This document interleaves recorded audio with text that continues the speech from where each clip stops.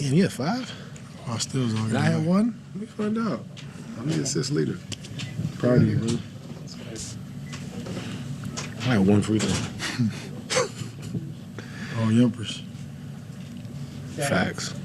Donovan, prior to the game today, you said that this was going to be the toughest game you guys face, where they're going to throw everything they have at you. And it seemed like they certainly did. Just how do you describe the way that you guys handled the challenge tonight? I think we did a solid job. Obviously, there's things we can clean up, but I agree. I mean, this is one of those situations where, you know, they were going to respond, and you got to give them credit. They did. And for us, just continue to stay mentally even keel throughout the whole.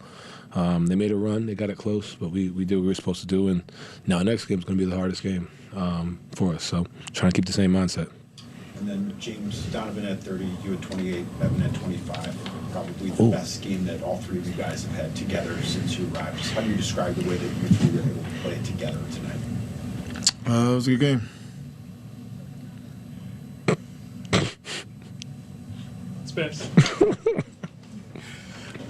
There's a play down the stretch there where I think you guys were up by 6, and Mamu was driving, and you ended up coming back, communicating with Evan. You got the steal, got it over to Donovan, and you finished just defensively. That's basically what I'm getting at here with James and what he did tonight, but also even last game.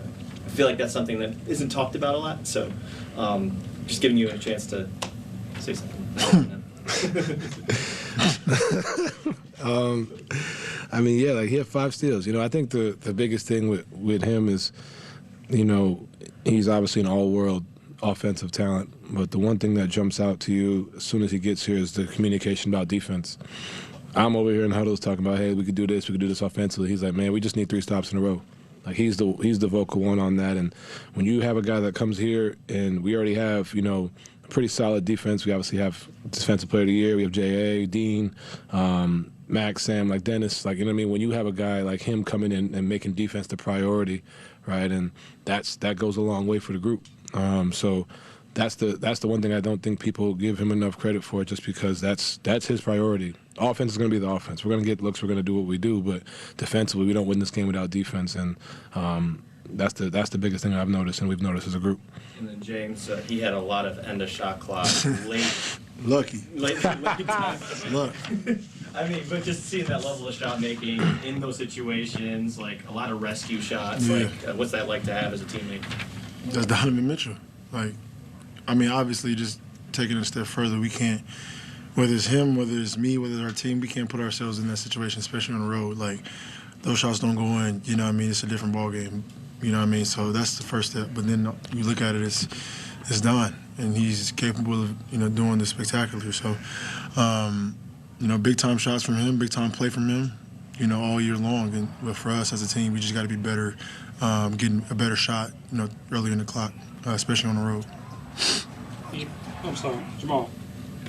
Kenny had mentioned, you know, just you guys' communication being strong throughout the game, you know, together and just with the team. There was a moment, especially at the end of the first quarter, where Donovan, you were coming down the court and you saw James kind of come almost like whisper in your ear. Just like, how have you guys gotten comfortable sort of being leaders of this team together? And what do you think has kind of helped foster that relationship to be able to communicate together like that? I think the biggest thing is we always communicate what we see, right? He was telling me what he saw, even though I think I scored on that possession. And to his point, there was an easier read that I didn't see that he saw, right? So when you have a guy, you know, like him and like myself, communicating amongst each other, also amongst the group, we see something on film, hey, we communicated to the group, right? Like, that's what you need when you have 2 guys that, you know, obviously see things at a high level. What you guys saw, I'm assuming it's the clip I think I saw, is like, that's every day, that's every huddle, that's every second, and it's not just us. It's Max, it's Sam, it's Evan, right? It's Dean, it's J.A., Sam, like it's everybody, and that's what you want as a group. And give Kenny credit too for a lot of times in timeouts, we'll spend two-thirds of the timeout us communicating amongst each other, right? And I think that's the biggest thing you guys have seen, is just in real time, trying to make these adjustments and trying to pick apart what we see, and I think that's what you guys saw. James, why do you think you got so comfortable playing with Donovan? Or look so comfortable playing with Donovan? Because I know we are behind. So I think what speeds that process up is communication. And talking, helping each other out, just all the like. There's nothing that comes to my mind that if I feel like I say something or I feel like if somebody else should say something, they should say it. Like we are behind. We have I don't even know how many games together. So I think our communication off during games, practice days, whatever on the plane, like is very, very important. That can get us over the hump. You know what I mean? So anytime I gotta say something or Don say something, we communicate it, we let it be known to the team just so we can all be on the same page, most of the game.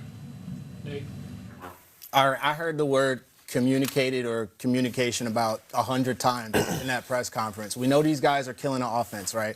Donovan Mitchell, I believe, averages 28 points in the playoffs. He's the sixth highest player in NBA history to average 28 points in the playoffs. It's James Harden. He dropped 28 in this game alone. These guys are good. But now they tell us they're communicating on a defense, and it's clicking, and it's working. How do you stop these two guys specifically? Now that they're clicking on both sides, they're figuring this out, and it's at the best time ever, playoffs, right? How do you stop these two? I mean, I just think it's tough. Like when they're clicking on both ends and they're communicating like they say they are, it's like offensively we already know what they're going to do. If there's a game where James Harden's getting 5 steals, whether it's on ball or off the ball or in the right positions, they're probably going to win that game. So if they're giving this effort, it means something, and they know it's damn near championship or bust for these guys. So they're putting it all on that end of the floor. Would you say that the key to beating them is stopping these two? Well, no, I mean, look, the knock on Donovan Mitchell has been in the past. He plays, let's say, hero ball. That's what we call it, a lot of hero ball, whereas he feels like he has to take on the brunt of the scoring or whatever it is.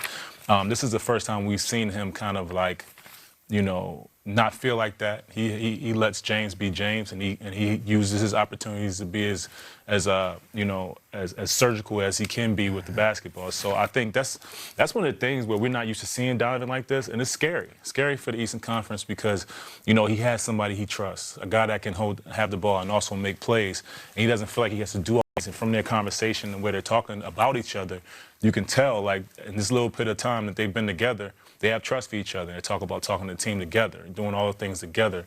And this is not something we've seen from Donovan. So this is a time where, it's scary for the rest of the league because, Donovan Mitchell's always been an all-time talent. But now to see him not feel like he has to do too much and still be one of those guys that you just, you have to watch out for. So, this is something that the growth, me personally seeing the growth in him, is scary. DeMar, I would love to hear your take on this. Look, when you add an all-time great to a team that's playing for something, and he bring that experience, that knowledge, and it rubs off on another great player, this outcome that you see, the communication, bringing everybody along, having everybody on one accord, that comes with having a